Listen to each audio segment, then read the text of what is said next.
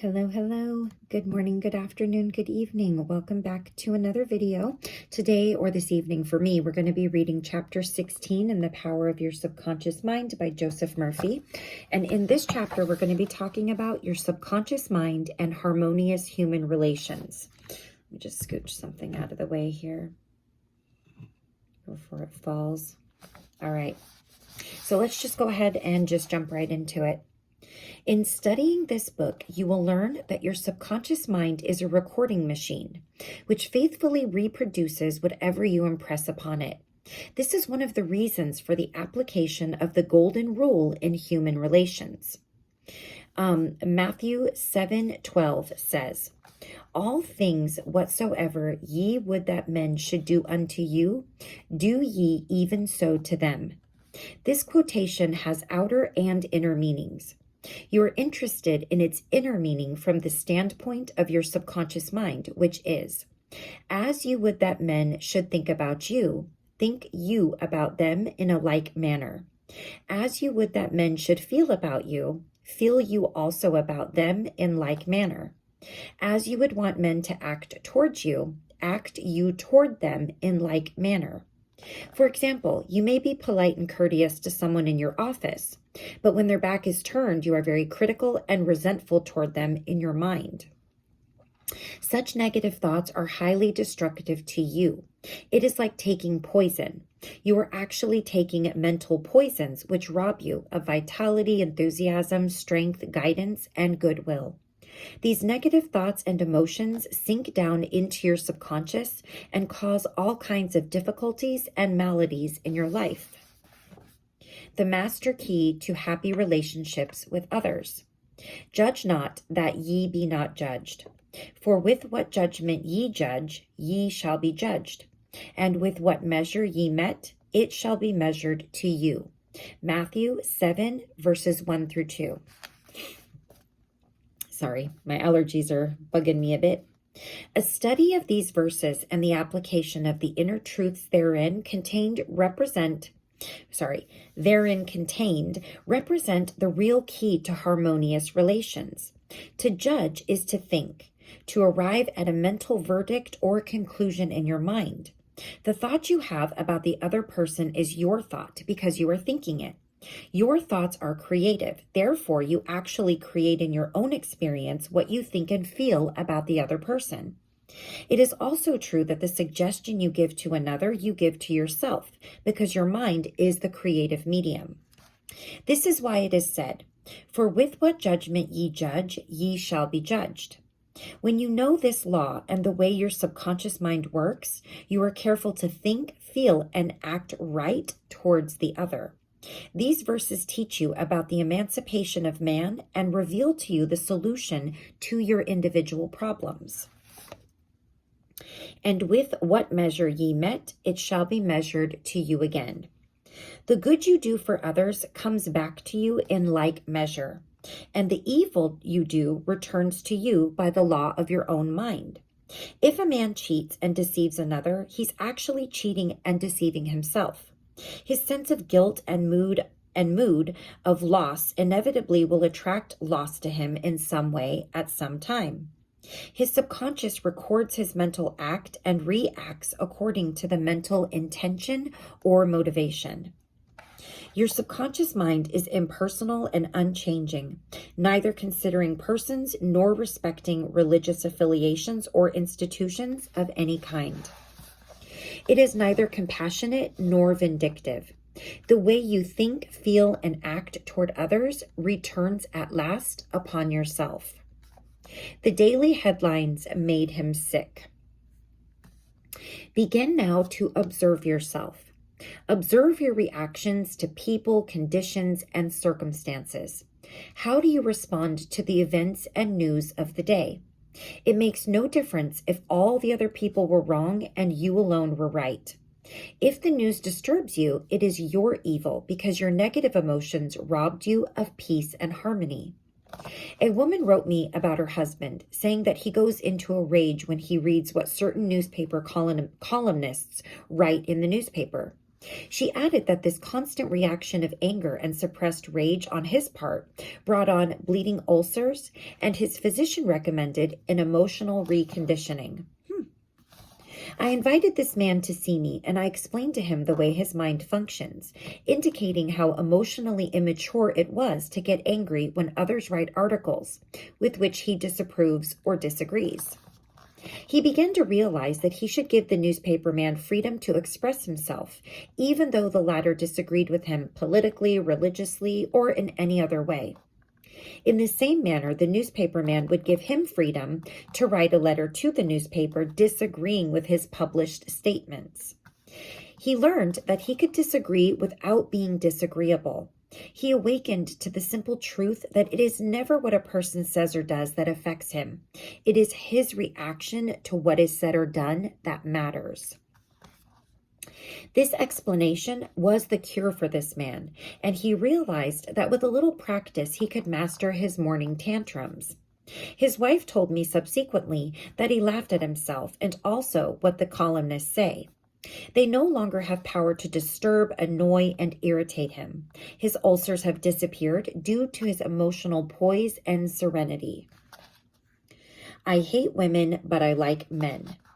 A private secretary was very bitter towards some of the girls in her office because they were gossiping about her, and as she said, spreading vicious lies about her.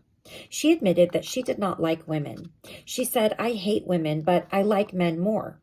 I discovered also that she spoke to the girls who were under her in the office in a very haughty, imperious, and irritable tone of voice.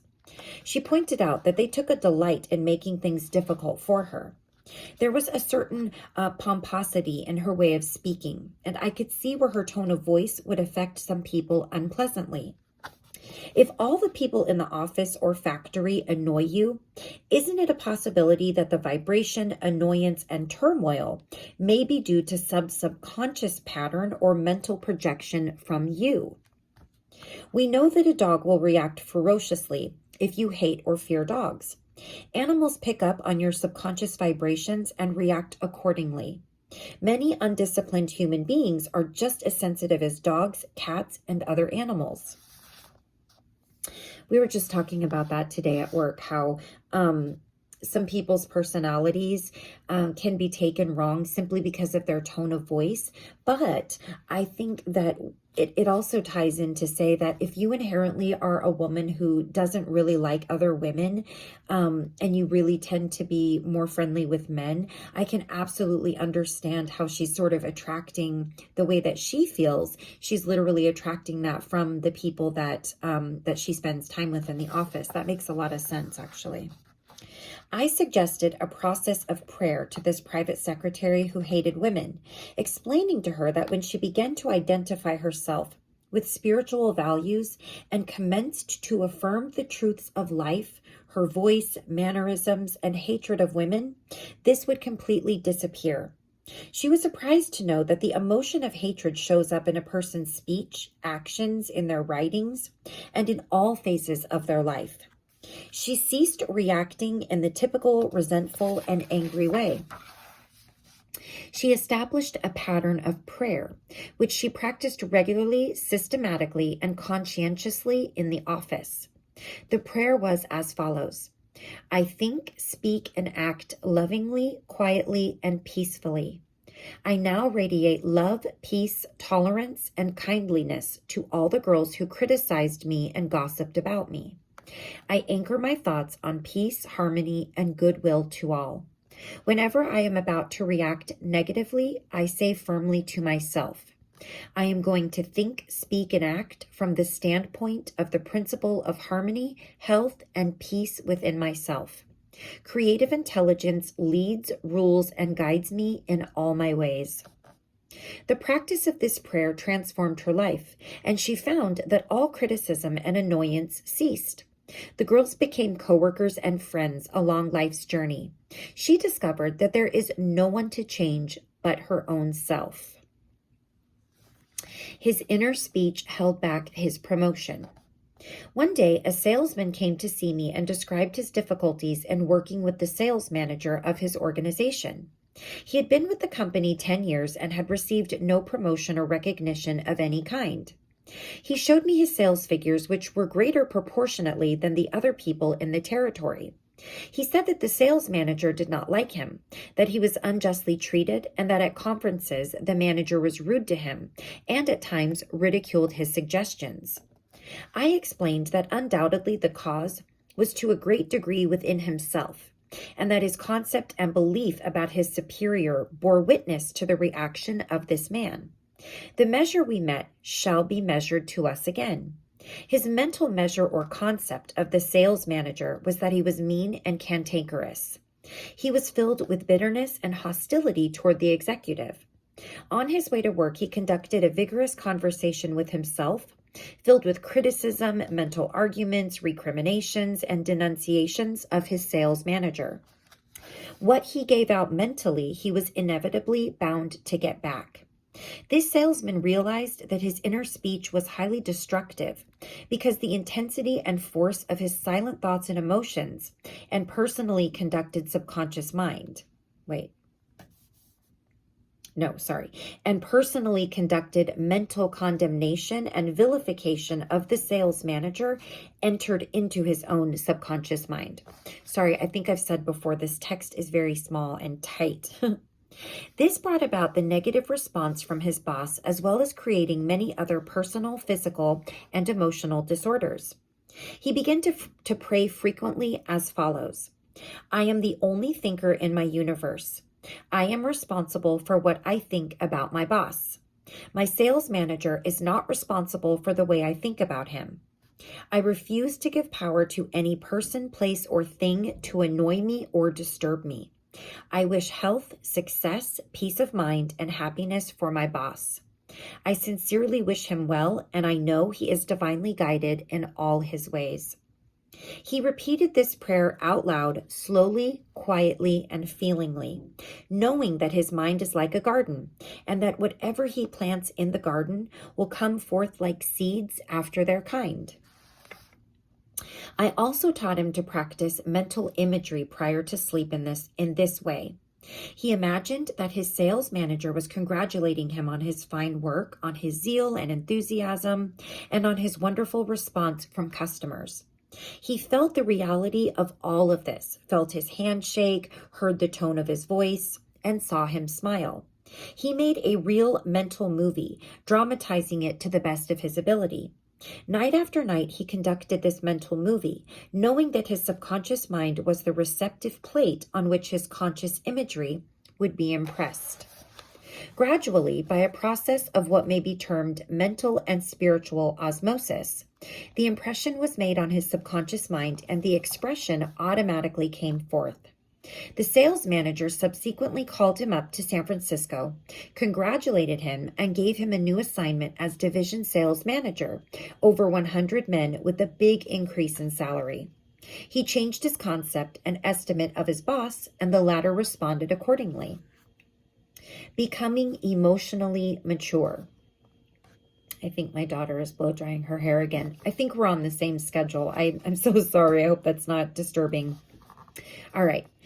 Becoming emotionally mature. What the other person says or does cannot really annoy or irritate you except when you permit it to disturb you. The only way he can annoy you is through your own thought. For example, if you get angry, you have to go through 4 stages in your mind. You begin to think about what he said. You decide to get angry and generate an emotion of rage. Then you decide to act. Perhaps you talk back and react in kind. You see that the thought, emotion, reaction, and action all take place in your mind. When you become emotionally mature, you do not respond negatively to the criticism and resentment of others. To do so would mean that you had descended to that state of low mental vibration and become one with the negative atmosphere of the other. Identify yourself with your aim in life and do not permit any person, place, or thing to deflect you from your inner sense of peace, tranquility, and radiant health. The meaning of love in harmonious human relations. Sigmund Freud, the Austrian founder of psychoanalysis, said that unless the personality has love, it sickens and dies. Love includes understanding, goodwill, and respect for the divinity in the other person. The more love and goodwill you emanate and exude, the more comes back to you. If you puncture the other person's ego and wound the estimate of themselves, you cannot gain their goodwill. Recognize that every person wants to be loved and appreciated and made to feel important in the world. Realize that the other person is conscious of their true worth and that, like yourself, they feel the dignity of being an expression of the one life principle animating all men and women.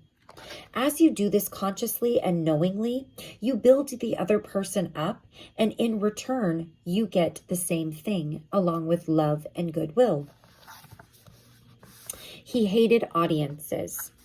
An actor told me that the audience booed and hissed him on his first appearance on the stage. He added that the play was badly written and that undoubtedly he did not play a good role. He admitted openly to me that for months afterward he hated audiences. He called them dopes, dummies, stupid, ignorant, gullible, etc.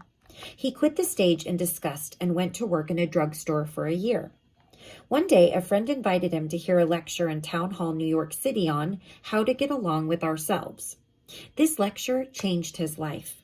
He went back to the stage and began to pray sincerely for the audience and himself. He poured out love and goodwill every night before appearing on the stage. He made it a habit to claim that the peace of God filled the hearts of all present, and that all present were lifted up and inspired. During each performance, he sent out love vibrations to the audience. Today, he is a great actor, and he loves and respects people. His goodwill and esteem are transmitted to others and are felt by them. Handling difficult people. There are difficult people in the world who are twisted and distorted mentally. They are malconditioned. Many are mental delinquents, argumentative, uncooperative, cantankerous, cynical, and sour on life. They are sick psychologically. Many people have deformed and distorted minds, probably warped during childhood. Many have congenital deformities. You would not condemn a person who had tuberculosis, nor should you condemn a person who is mentally ill. No one, for example, hates or resents a hunchback. There are many mental hunchbacks. You should have compassion and understanding. To understand all is to forgive all. Misery loves company. Oh boy, does it ever. The hateful, frustrated, distorted, and twisted personality is out of tune with the infinite. They resent those who are peaceful, happy, and joyous. Usually they criticize, condemn, and vilify those who have been very good and kind to them. And their attitude is this: why should they be so happy when I am so miserable? They want to drag the other person down to their own level. Misery loves company. When you understand this, you remain unmoved, calm, and dispassionate. The practice of empathy in human relations. A girl visited me recently stated that she hated another girl in her office. She gave as her reason that the other girl was prettier, happier, and wealthier than she, and in addition was engaged to the boss of the company where they worked. One day after the marriage had taken place, the crippled daughter by a former marriage of the woman whom she hated came into the office. The child put her arms around her mother and said, "Mommy, Mommy, I love my new daddy. Look what he gave me." She showed her mother a wonderful new toy. She said to me, "My heart went out to that little girl and I knew how happy she must feel. I got a vision of how happy this woman was. All of a sudden, I felt love for her and I went into the office and wished her all the happiness in the world, and I meant it." In psychological circles today, this is called empathy, which simply means the imaginative projection of your mental attitude into that of another. She projected her mental mood or the feeling of her heart into that of the other woman and began to think and look out through the other woman's brain. She was actually thinking and feeling as the other woman and also as the child, because she likewise had projected herself into the mind of the child. She was looking out from that vantage point on the child's mother. If tempted to injure or think ill of another, project yourself mentally into the mind of Moses and think from the standpoint of the 10 Commandments. If you are prone to be envious, jealous, or angry, project yourself into the mind of Jesus and think from that standpoint, and you will feel the truth of the words, love ye one another. Appeasement never wins. Do not permit people to take advantage of you and gain their point by temper tantrums, crying jags, or so-called heart attacks. I don't know what that means. I just know a real heart attack. These people are dictators who try to enslave you and make you do their bidding. Be firm but kind and refuse to yield. Appeasement never wins. Refuse to contribute to their delinquency, selfishness, and possessiveness. Remember, do that which is right. You are here to fulfill your ideal and remain true to the eternal verities and spiritual values of life, which are eternal. Give no one in all the world the power to deflect you from your goal, your aim in life, which is to express your hidden talents to the world, to serve humanity, and to reveal more and more of God's wisdom, truth, and beauty to all people in the world. Remain true to your ideal. Know definitely and absolutely that whatever contributes to your peace, happiness, and fulfillment must of necessity bless all who walk the earth. The harmony of the part is the harmony of the whole, for the whole is in the part, and the part is in the whole. All you owe the other, as Paul says, is love, and love is the fulfilling of the law of health, happiness, and peace of mind. Profitable pointers in human relations. So here's sort of the summary with a little bit of extra information. Number 1, your subconscious mind is a recording machine which reproduces your habitual thinking. Think good of the other and you are actually thinking good about yourself. Number 2, a hateful or resentful thought is a mental poison. Do not think ill of another, for to do so is to think ill of yourself. You are the only thinker in your universe and your thoughts are creative. Number 3, your mind is a creative medium. Therefore, what you think and feel about the other, you are bringing to pass in your own experience. This is the psychological meaning of the golden rule. As you would that man should think about you, think you about them in the same manner. Number 4, to cheat, rob, or defraud another brings lack, loss, and limitation to yourself. Your subconscious mind records your inner motivations, thoughts, and feelings. These, being of a negative nature, loss, limitation, and trouble, come to you in countless ways. Actually, what you do to the other, you are doing to yourself. Number 5, the good you do, the kindness proffered, the love and goodwill you send forth will all come back to you multiplied in many ways. Number 6, you are the only thinker in your world. You are responsible for the way you think about the other. Remember, the other person is not responsible for the way you think about them. Your thoughts are reproduced. What are you thinking now about another person? So I guess he wants you to sit back and think about that, because I think every single person in the world has done that or does that without even realizing it. Okay, let's see. Where did I leave off? Number 7, become emotionally mature and permit other people to differ from you. They have a perfect right to disagree with you, and you have the same freedom to disagree with them. You can disagree without being disagreeable. Number 8, animals pick up your fear vibrations and snap at you. If you love animals, they will never attack you. Many undisciplined human beings are just as sensitive as dogs, cats, and other animals. Number 9, your inner speech, representing your silent thoughts and feelings, is experienced in the reactions of others towards you. Number 10, wish for the other what you would wish for yourself. This is the key to harmonious human relations. Number 11, change your concept and estimate of your employer. Feel and know they are practicing the golden rule and the law of love, and they will respond accordingly. Number 12, the other person cannot annoy you or irritate you except when you permit them. Your thought is creative. You can bless them. If someone calls you a rude name, you have the freedom to say to the other person or to the person that says it to you, God's peace fills your soul. Number 13, love is the answer to getting along with others. Love is understanding, goodwill, and respecting the divinity of the other. Number 14, you would not hate a hunchback or a cripple. You would have compassion. Have compassion and understanding for mental hunchbacks who have been conditioned negatively. To understand all is to forgive all. Number 15, rejoice in the success, promotion, and good fortune of the other. In doing so, you attract good fortune to yourself. Number 16, never yield to emotional scenes and tantrums of others. Appeasement never wins. Do not be a doormat.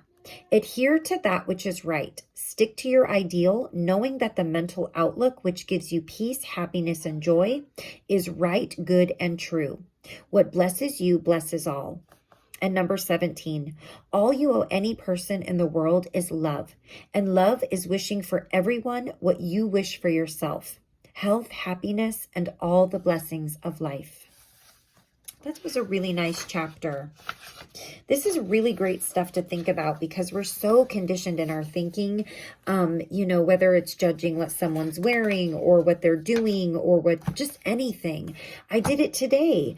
I was at the grocery store and there was this lady who was so tan. I mean, she was like orange, and her husband was like showing her some tanning oil. And I was like, oh my God, I had sunglasses on, but I don't know if I hit it well. And I found myself saying like, why does that lady do that? That doesn't look good. I hope that's not from an actual tanning bed. Like, who still goes to a tanning bed? And then I was like, what am I doing? Why is that bothering me? If she likes it, I shouldn't be thinking things like that. Like, I try to catch myself because as good as I try to be about mastering my thoughts, I've been doing it for, I want to say like pretty much even at trying my best, I still do it. So all 42 of my years, I've been doing it. And for whatever lifetimes I was here before, I've been doing it. So I have to really, really make a conscious effort. And then I try not to be hard on myself. And I say, you know what?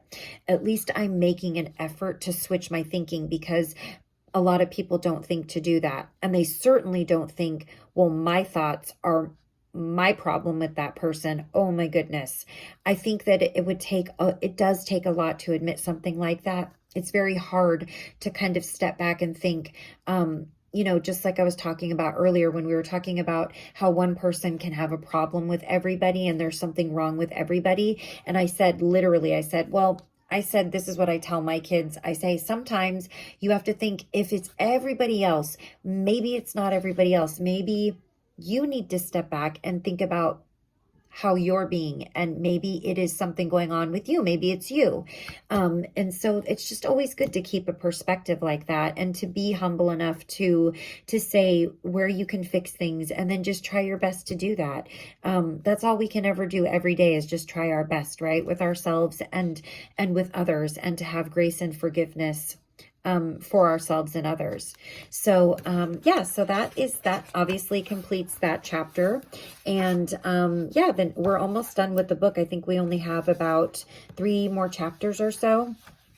And in the next video, we're going to be talking about your subconscious mind and forgiveness. And I'm very interested to see what that chapter has to say, because I think that's something that we could all benefit from, for sure. So until next time, thank you so much for joining me. Please subscribe if you haven't already. I will see you very, very soon. And please take care of yourself and all of those around you. I'll see you again soon. Bye-bye.